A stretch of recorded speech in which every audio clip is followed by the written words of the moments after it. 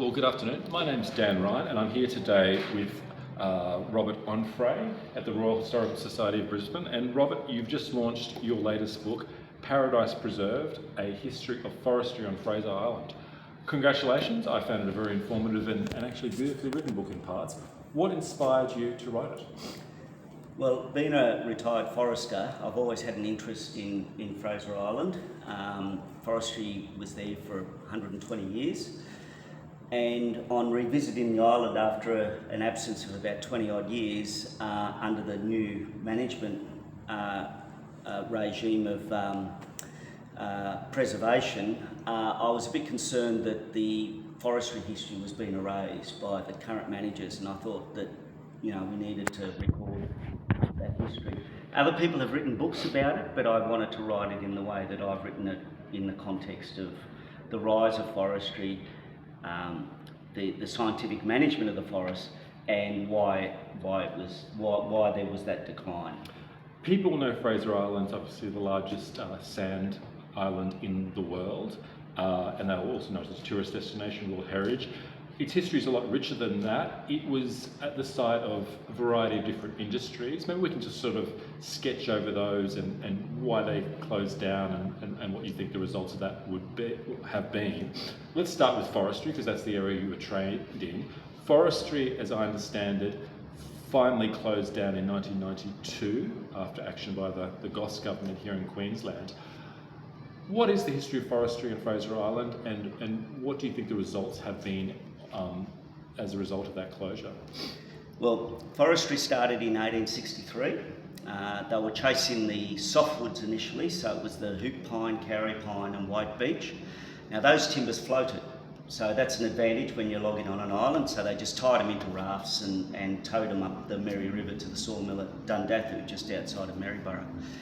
Then they started on the hardwoods in the late 1870s, early 1880s, and they don't float, those logs, so they had to bring punts in to grab the logs, and they went to the creeks on the western side of the island, but it was all tide related. You'd come in on the high tide, wait till the low tide to load them up, wait for the high tide again, and then off you go.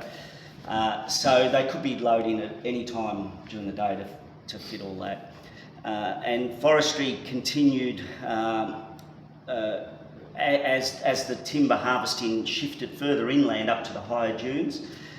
It got harder and harder for the bullocks and the horses to work in the sand, so they built tramways. So there's a number of tramways, and I go through that in the book. And then we come into after World War II with the internal combustion engines and trucks coming on the island, so we had the roads, and that's the roads that tourism uses now, essentially. But as I argue in the book, sand mining started in the early 70s, and the controversy over the sand mining was the beginning of the end for forestry. It put Fraser Island on the map in terms of its environmental features and its natural features. And with that promotion came tourists. Ferries started being able to take people's cars onto the island, so more and more people could come on the island. And as that grew, the pressure on the forestry activities increased.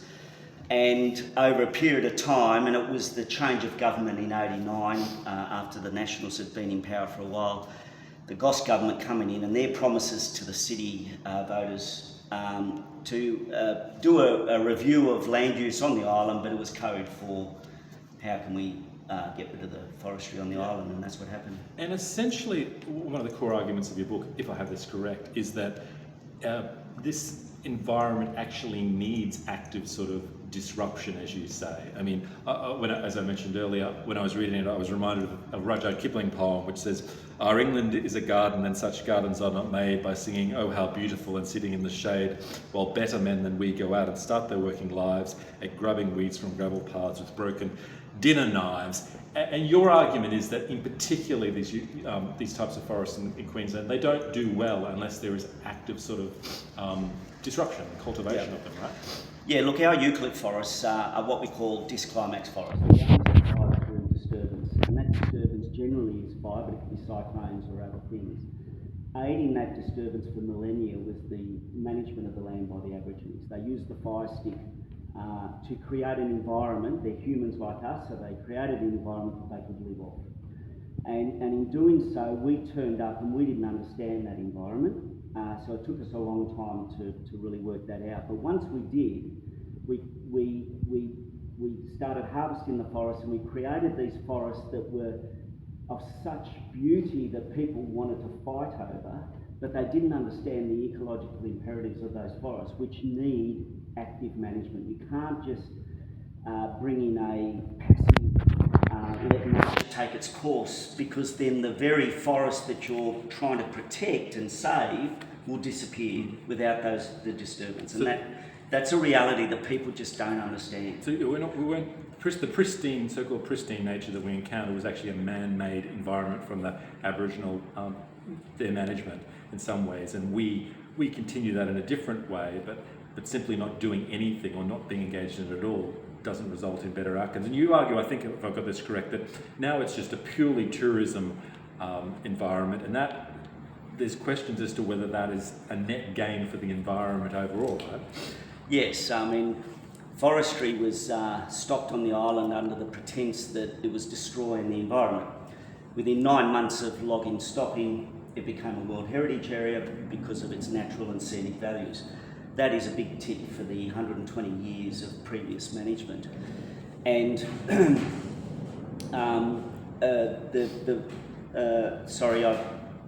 what was that point you made?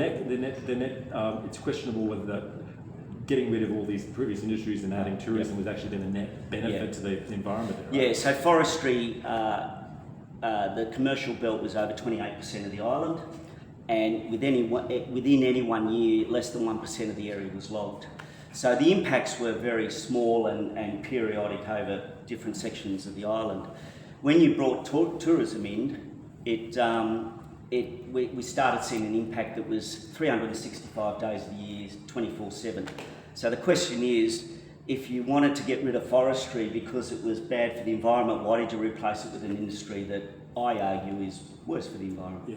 We've just scratched the surface. There's all sorts of different subjects covered, like dingoes, Aboriginal management, like I said, in much more detail about the forestry and sand mining. But I do think it's a beautifully written book. It's just not an itinerary or a reference point. And to give a sense of that, one of the quotes which I really like that you can include in the end is that eucalypt is not only the universal Australian, is the ideal Australian. Versatile, tough, sardonic, contrary, self-mocking, with a deceptive complexity amongst the appearance of massive homogeneity, an occupier of disturbed environments, a fire creature.